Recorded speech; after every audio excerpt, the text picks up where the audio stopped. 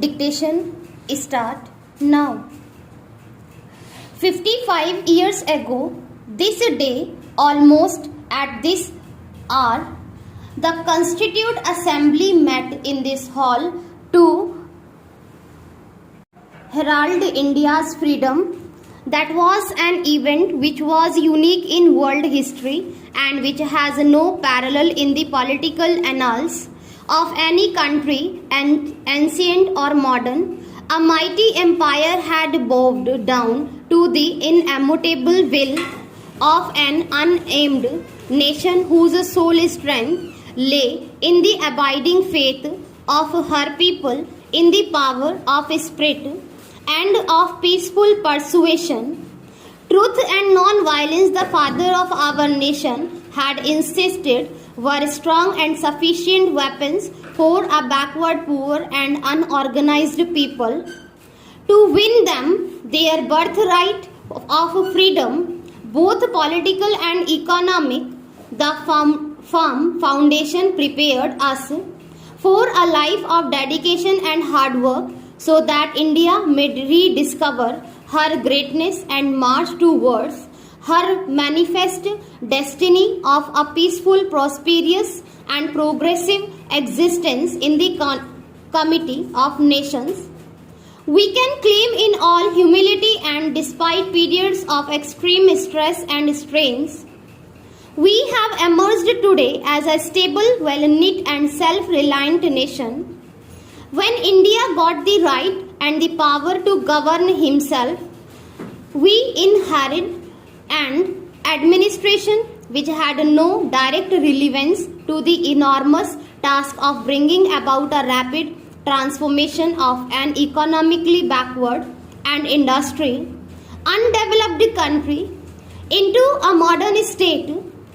Independent India's constitution laid great emphasis on the promotion of welfare of the people by securing and protecting effectively a social border in which justice, social, economic and political shall inform all the institution of national life in election to our legislatures, adult franchise of deliberately introduced so that the governments formed would have the widest possible retrospective character. It also meant that the people's needs and the people's voice should be the dominant consideration. In all affairs of state, our parliamentary system provides the necessary means and machinery for a process of orderly change and revolution by general consent. Politically, we have proved ourselves as a mature nation.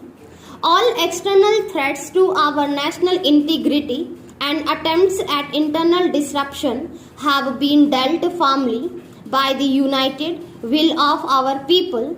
Our strict adherence to the rule of law, the preservation of a judicial system capable of responding to the needs of a changing social order are manifestations of good government.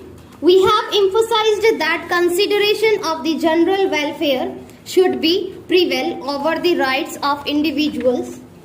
In a country as large as India, with its social diversities and with a growth population, the problems of reconstruction are bound to be colossal, and the needs in the spread of education, growing of sufficient food, provision of housing or other basic amenities to the people are continuous and ever increasing. But in meeting these needs or unshakable aim is the building of an equitable society and an economic system in which there will be no exploitation of by men.